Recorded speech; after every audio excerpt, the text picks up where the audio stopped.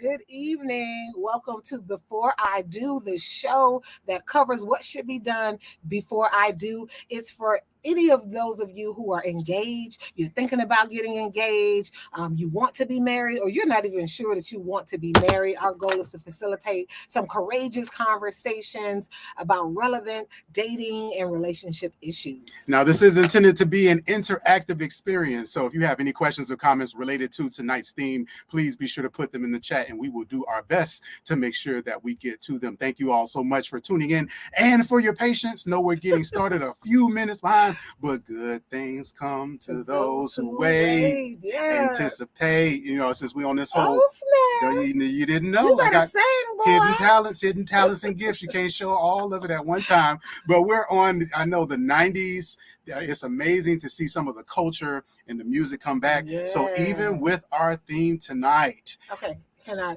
You got it. I gotta add another song though. Okay. All right. Friends. How many of us have them?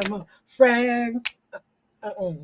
Ones we can depend on. Hey, friends. People gotta learn. You got to learn the names of songs. You just can't be. Yeah. I really don't know the name of the songs, but the hook is everything. Right? Absolutely. So welcome to this week's show. Now, last week we'll talk about how you led up last week's show. We know that friends are important to us. They help us with our development, our growth, and they are an important part of the dating process, right? Let's go ahead and go back to last week and what we talked about last week. Sure, absolutely. So last week we talked about friends and the theme as we're continuing on with part 2 of that. Part 1, what about your friends?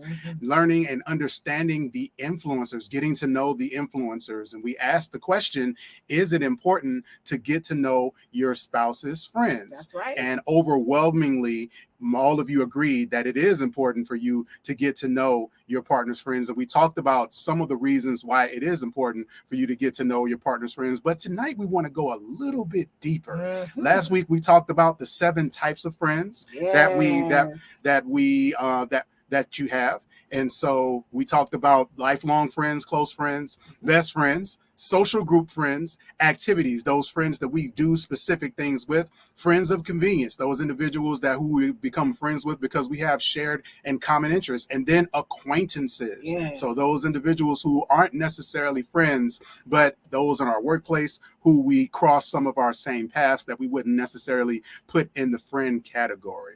All right. And this week, ladies and gentlemen, we are going to continue the conversation to talk about friends, but we want to use a metaphor and we want to talk about the impact of our friends. And so one of the biggest questions that we're going to ask you tonight is, are your friends ushers or pallbearers? Wow, that's there. You went straight church on that. Church on them. Let's go church on them. Are your friends ushers or are they pallbearers? What impact do they have? What value add do they have in your life? And so before we dive into this topic today, we want to make sure we have common language. What is an usher and what is a pallbearer in this sense as we're talking about friends? So we're going to come up with just a quick definition. So a usher, right? An usher, we know, is someone, it's a person that shows or guides us somewhere. Typically, it's a pleasant destination, right? You know, they're helping you to find your seat in the theater. They're helping you at a major, massive concert.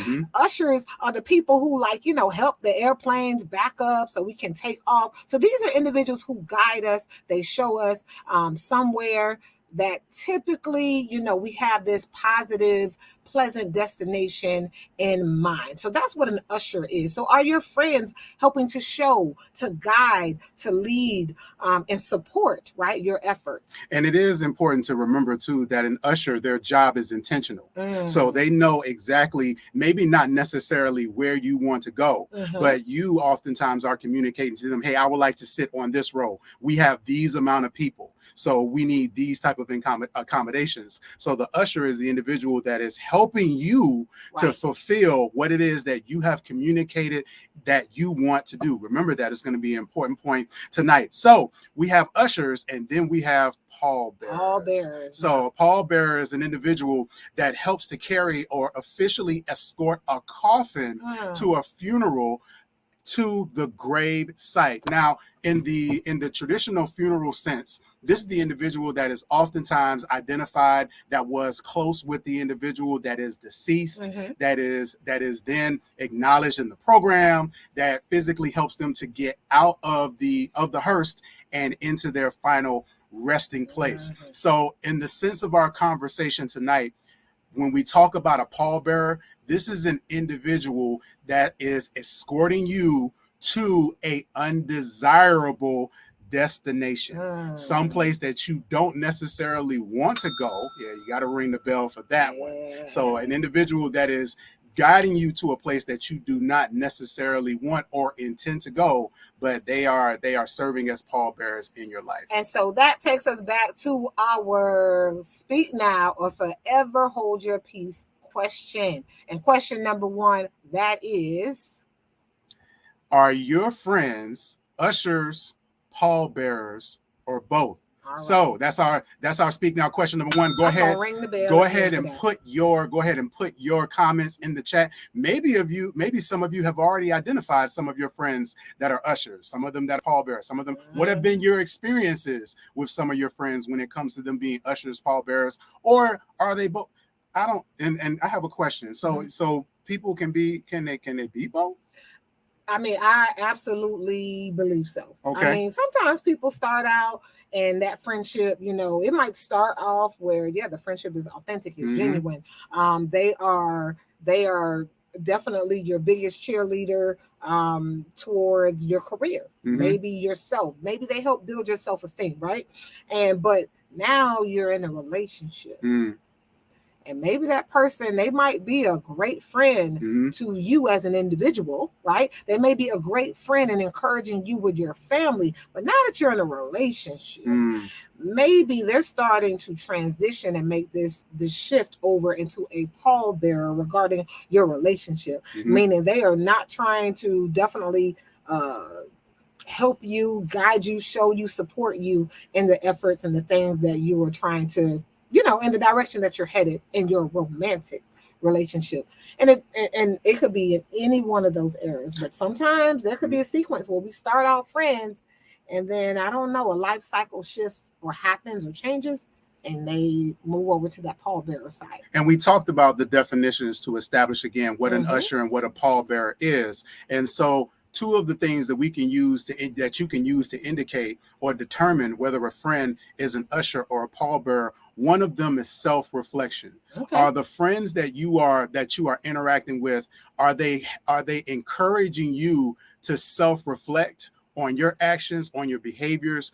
Are they helping you to question some of the choices that you are making in life, or are they just going along with whatever it is that you want to do, or are they enabling behavior that even isn't constructive and conducive to where it is that you want to go in life? So that self-reflection, those pallbearers, those are individuals that are either enabling behavior that is destructive to you, or these are individuals that are just going along with whatever it is that you want to do, even when they know that it's going to be a harm and a detriment to you. Absolutely. And we do have to self-reflect, because do you really want people in your life that are just going to say yes? Well, how does my hair look? You look good. Or people that aren't really going to call you on the carpet and hold you accountable for your personal growth, for being your best self. And so, is that really a friend? Absolutely. Those are the questions we have to ask. And the second indicator, indicator might be, for example, what are their contributions? Absolutely. Are your friends contributing to maybe your career, maybe to your parenting? Maybe you're in a parenting journey. Maybe you have children. Maybe are they contributing to your affiliations in the community, right? Or just really your legacy work. So what is it? How do you want to be remembered? Are they an active part of that? Are they going to add value to that?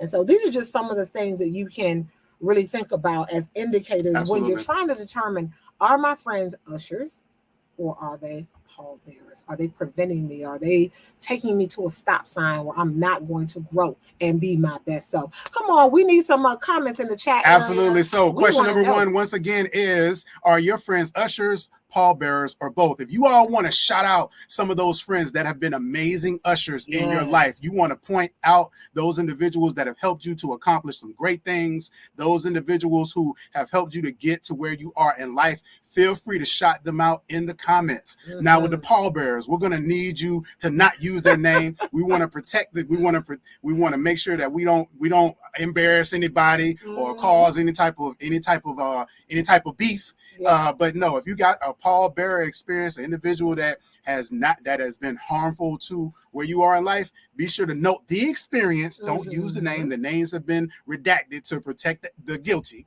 And so make sure to put that in the chat. So I asked the question, and I know I jumped the gun a little bit because you mentioned usher, pallbearer, and then both. So you're telling me that a person can actually be an usher and a pallbearer? Is that even possible? I do think it's possible.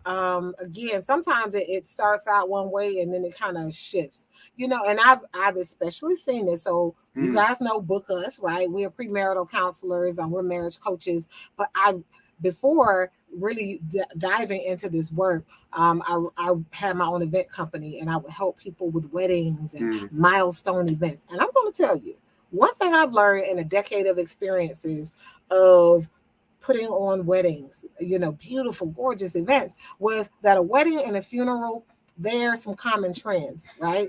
And the wisdom that you gain, really, in both of these events, there's individuals who this conflict, this grief is occurring during both events. Like, people are grieving during the wedding. Yes, they do. Because a lot of times they're focused, they're saddened by they start to ask themselves, am I moving down in my level of value in this person's life? So you have the bride and you have the groom, and they're beautiful. But now it used to, if I'm spiritual, it used to be, God, and then my mother and my father, right? And now it's going to be God and my wife, right? And then maybe my mother and my father. And then once we have children, once a couple has children, then it's God, it's my husband or my wife, then it's my children, and parents just keep moving. Everyone keeps moving down in the order of priority and value, right? And so sometimes people begin to grieve their role. And that's why you have people that get upset or beside themselves, that why am I not sitting on the front row? Why was I not invited to be in the wedding? Why am I not on program? Why am I not speaking? They think it's the small things that are bothering them, when in fact, it really is a grieving of the fact that internally they're struggling with, man, where's my value? Where's my place in this person's life? And does it still exist, right, at the top of, I guess, that person's order of importance? Yeah, and oftentimes too, it's a reflection of the difference or the space between where a person thinks they are in our life, in the role and position that they hold, and where they actually are. And so you've got this kind of this discrepancy, so to speak, between those two spaces, and they show up most at funerals and at weddings. And I was just thinking, as you were describing that it's amazing the grieving that takes place at weddings and the celebrations that take place at funerals. Absolutely. When you really look at it, as far as with those particular events just in and of themselves, but they can be really big opportunities and spaces for grieving. And so we actually have we got a comment in the chat. So this is LaBridget. LaBridget says, pallbearers posing as ushers. Ooh. Wow. Ushers, as long as you're behind them, and pallbearers, when they see you moving their head. You said a whole mouthful with that one. That's just a bell right there. Absolutely. So pallbearers posing as ushers. So those individuals, and especially with young people, we tell young people that we work with all the time, including our daughter, that you have to be careful of individuals that will attach themselves to you because they see where you're going. It's not that they necessarily like or love you, but they see the potential that you have. Absolutely. And so it's easy for them to want to ride your coattails. And oftentimes, too, this actually ties right into our topic tonight, that individuals who we become intimate with as far as in a relationship, they can see the motives of some of the people in our lives better than we can because of the familiarity and the time that we've spent with them. And we're not always able to see those motives. But individuals that have a fresh perspective and also a true heart for us can help us identify those friends and those ushers and those pallbearers in our lives sometimes easier than we can. Absolutely. So you have to appreciate your village around you. Yes. Sometimes when you're dating, you're in love, you're in that honeymoon phase. Sometimes your spirit of discernment might be a little off. So yeah, we have to appreciate our loved ones around us. And so we're going to definitely pose. We're going to go to our next question number 2, right? Speak now and forever hold your peace. Question number 2, and then we're going to take a brief commercial break. All right. And our question number 2 is, where are you going, and are your friends helping you get there? Right. Where are you going? And again, are your friends helping you get there? All right. Are they ushers or are they pallbearers? We'll return back from a brief commercial break.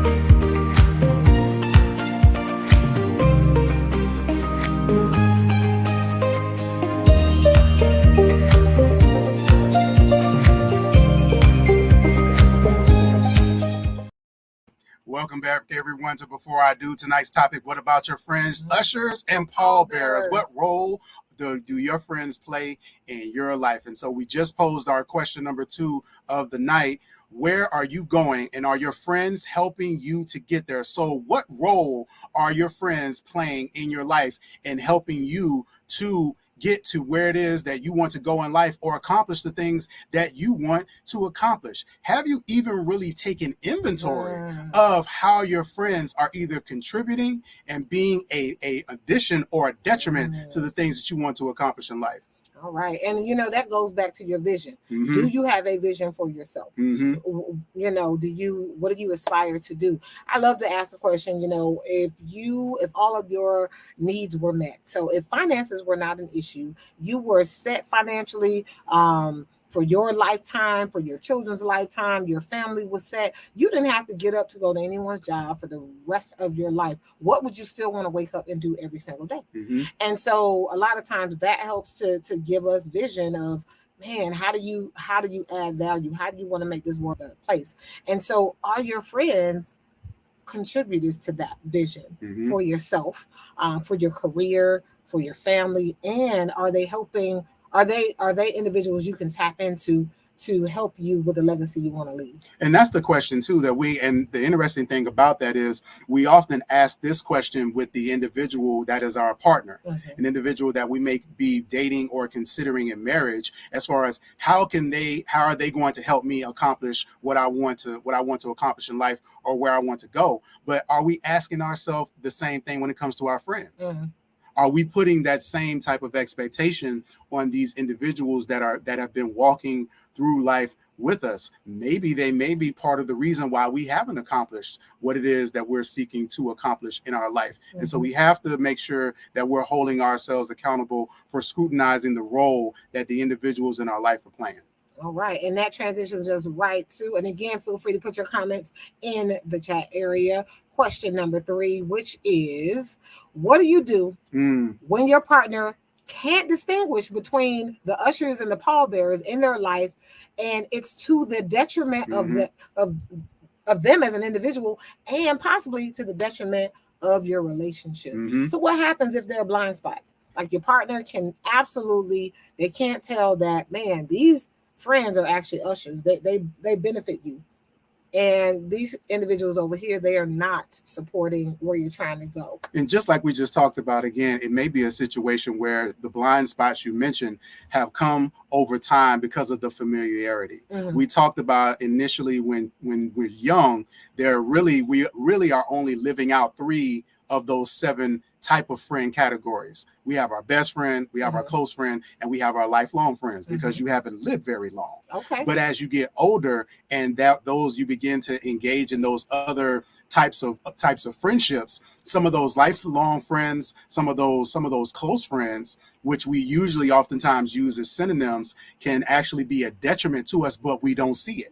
And especially I can speak on the gender side as a man, we take pride in loyalty and holding close those individuals that we've been friends with for a long time.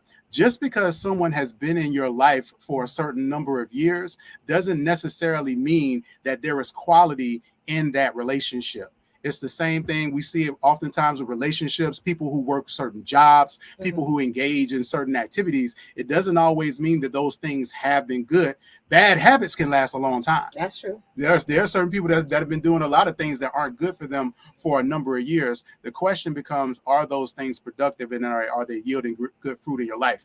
But the question number 3 is, when you come into a person's life, when your spouse, when you notice things or individuals, friends that they have that are not necessarily contributing to where they want to go or to the well-being of that role, what do you do? How do you address that? All right. And so we have a list of some do's and some don'ts. Okay. So again, it's hard to tell your loved one, a person you're dating, that you're noticing some things about their friends that really could be a detriment to either them as an individual or to our relationship. Right. And so this could really make or break a relationship. Absolutely. And so these are some of our do's and some of our don'ts. So the first do is use hypothetical moments. What does that mean, Charmaine? Well, that means pretty much there are all of these things happening around us, right? And they're teachable moments. In education, we like to call them the teachable moments. These are the things that just come up. You didn't force this. It's authentic, but it might be a situation where you're watching something on television, you're streaming a movie, and a scenario or situation comes up. Use those hypothetical moments where people are having their challenges in relationships on television, right? And you can have these conversations where it's not so high pressure or stress because it doesn't include you and the person you're dating. Yeah, I said that Charmaine is the queen of hypothetical situations where we'll be watching a movie, where we'll just anything. We'll be out in public doing engaging in a certain activity, and she'll ask, what do you think about this situation? What would you do if it was you? What would you do? And what it does is, because it's not necessarily a personal reference, or it doesn't seem so at the time, I'm not threatened and feeling like I'm being attacked. I'm just asked my thoughts and my opinion. And so I then give my honest feedback on it, and it becomes an opportunity for a courageous conversation, which leads into things that may be pertinent to my life / our relationship. And so utilizing those hypothetical moments to create that type of atmosphere is really important. All right, so what you don't want to do is you don't want to make it about you, i.e. your dislike of the friend. If this is truly about the well-being of your partner, if this is about their individual growth, if this is truly about the goals that they are purposing to accomplish and the person that they want to become, stay focused on that. Oftentimes what individuals do, they will become manipulative in driving certain friends out of their spouse's life because they don't feel that person is good for them. Here's the thing: right thing, wrong motive.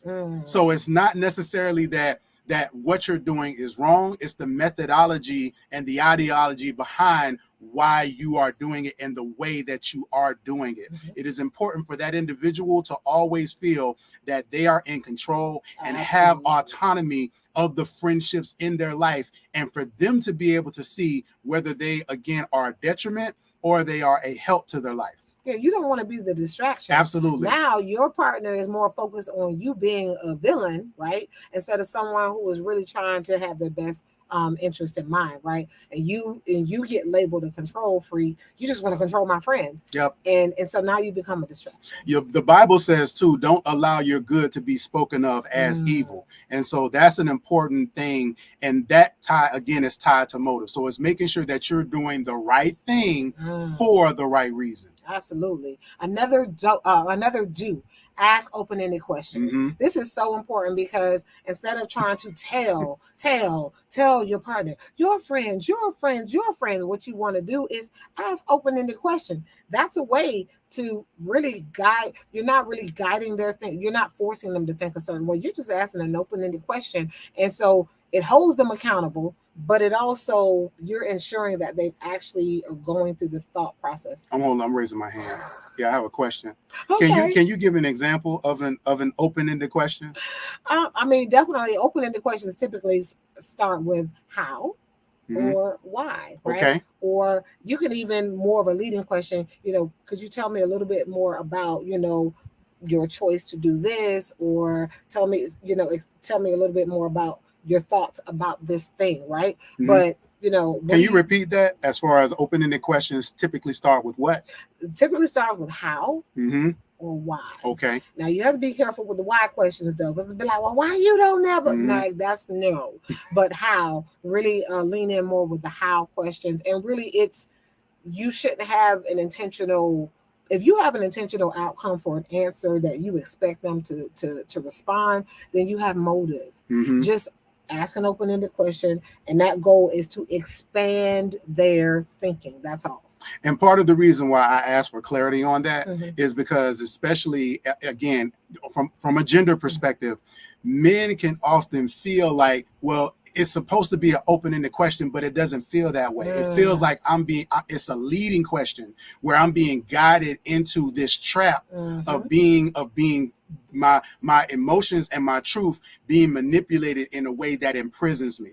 So instead of me being honest, now I have been shell-shocked into not saying how I really feel, because it isn't an open-ended question. It isn't in my best interest that you're asking this question. You're using it essentially to entrap me into this idea of being controlled about my decision that you want me to make, rather than me coming to my own conclusion. Right. And why you're choosing to be friends with this person in the first place. All right. So the next don't criticize their friend's character. So when it comes to your partner's friends, it's important, and as Charmaine will get into in the next one, to not criticize your friend's character. In other words, attributing the things that you have seen and experienced to who that person is, because we do not know the background or the things that have informed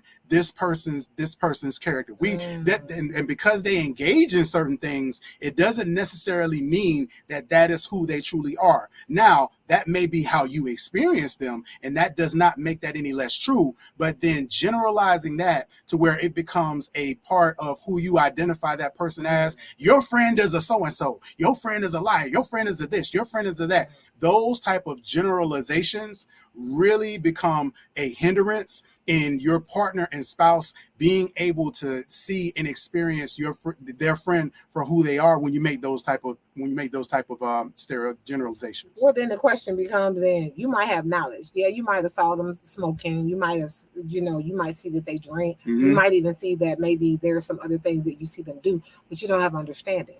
Do you know the background story? Have you gotten it?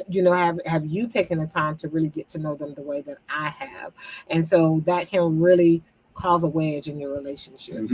And so another do, I feel like I'm doing all the do's and you're doing all the that's complete. That's completely fine. So another do is question their friends' decisions and behaviors. So if anything, it's okay to ask questions about your partner's the decisions and the behavior of your partner. That's okay to ask them, hey, tell me a little bit more about such and such. Why again does your friend always drop by here every single Wednesday, selling dinners out of the back of his car? Like, why does your friend do that? Or why do they drink as much as they drink? Why do they smoke as much as they? I noticed that, hey, every time that he comes around, like he always has a drink in his hand. Absolutely. Or he always is engaging in this or in that. Did you notice that? Like, do you know why he does that? Absolutely. Those type of inquisitive questions, again, they're not necessarily indictments against the person's character. They are inquiries into that person's behavior and into their habits. And so that is something that oftentimes too, in the mind of that person, that gets their gears turning. Why does that person do that? Maybe, maybe I never asked about it. It was maybe it's something that they've been doing it so long, I don't even notice. Absolutely. Or it's something that it allows that person to then want to have a courageous conversation with my friend, because now it's like, man, you're right. Every time they come around, they are engaging in that. All right. So don't make ultimatums. Do not make your partner choose between you or their friend. Once again, this is a power play. This is manipulation. This is control at its finest. When you cause when you make a person make a choice between you and their friend, rather than allowing them to be able to see how the interactions with that friend is influencing the quality of the relationship between the two of you. Now, I want to clarify, this does not mean, and this is getting into one of our other do's and don'ts. This is not to say that you don't have voice. Absolutely. This is not to say that you don't have power. This is not to say for you to lower or reduce your standards. What this is to say is that you do not force someone to make a decision and allow them to do that of their own volition, of their own mind and will set. It just breeds resentment. Absolutely. And it definitely doesn't make for the equity in the relationship and the trust and the openness to have conversations. So yes, be mindful of that. That is a big don't, especially when a person has blind spots. That means they don't have the lens, they don't have the clarity that you have in that moment. And so now you again come off as being just someone that wants to control. Yep. All right, another do, be patient and observe. You have to be patient and observe, right? The elders would say, trust but verify, right? The old folks would say, you got to watch. You got to watch, baby. You got to watch. with both eyes, right? And include the one in the back of your head. That's right. Right? So being patient, observing, and making sure that you're being mindful and watchful of your partner. And then on the flip side of that, don't be antagonistic. Don't utilize the information and what you see to then villainize that friend, or even worse, your partner. So don't utilize that information and weaponize it against your partner and against their friend. You have to be careful of that. What if your partner tells you something confidential, right, about their friend, and you use that information, that your partner told you about their close friend, and just out of anger or frustration, you just use that to weaponize. Exactly. Man, you want to talk about, you're trying to come at the friend, and really you don't know shots were fired at your partner. That is being antagonistic, and how you are with them is how you'll be with me. Absolutely. And people definitely watch for that. We have definitely another comment as well. Yes, LaBridget again. LaBridget says, I think men struggle with answering some of these because they're trying to show up the right way in the marriage and at the same time still be friends with their single homies who don't always have the best influence or intention for his marriage. And LaBridget, you are exactly right. Yes, you are ma'am. on it tonight. And this is where, again, we talked about that individual that they may have been a good usher to their friend when they were single, but they may be a pallbearer to that friend in a relationship. That's right. So this is the answer to that question earlier, how an individual can be both an usher and a pallbearer, where they can support you when you're about your individual goals, when you're trying to get the bag, when you're trying to get that promotion, when you're trying to get money, when you're trying to travel, they're all about it. But then when you're talking about being in a relationship and they see that as this person is taking my friend away, now they become a pallbearer. So you're exactly right. And unfortunately, not just friends sometimes go through this shift, right? Sometimes family members go through it as well. When you go into a relationship. So we're going to close out. We have a couple more for you. All right. This last one, do applaud your partner's confidence. Please. It takes confidence to mature. Yes. Right? To mature out from being, from understanding and from finally opening up your eyes and allowing yourself to see, right, with non-biased eyes, that man, I know my friend loves me, but my friend is not adding value. If this does in fact happen, this is for the person who struggles to see the ushers and the pallbearers. For the person who's like, man, I really need to be drawn more close to these ushers right now, but I'm so loyal to my friends from my past or whatever, and they're being pallbearers to my relationship, right? So we have to applaud the confidence that it takes to really do something and to break up what you deem to be loyal, right? To say, you know what? They're not on the same path right now that I'm on. And so we have to be patient, but we have to applaud their confidence. It's hard. Yes. Right? To make that shift for people that we have in our lives who we love, we call friend, we call brother, we call mother, cousin. You know, it's hard. So. Yeah, I cannot overemphasize the importance of applauding when a person makes a shift from somebody that is a pallbearer. Yeah. Especially when there's somebody that they were a lifelong friend, that they were a close friend. Never thought this person would be a pallbearer. Leaving that person behind is one of the most painful things you will experience in life. So it is so important that you have someone that recognizes and that is cheering you on and making tough decisions like that. On the flip side, it is also important to celebrate and applaud when individuals have good friends. That's right. And encouraging those relationships, those ushers that have been encouraging not only your partner, but also your relationship, that have been able to speak into their lives. It's some phone calls that I need. There's some of your friends, just so you know, that's been on my heart to tell them, hey, thank you for encouraging my wife and encouraging our relationship. But again, applauding that in your spouse when they leave people behind, but also when they have good people that are also propelling them forward. Absolutely.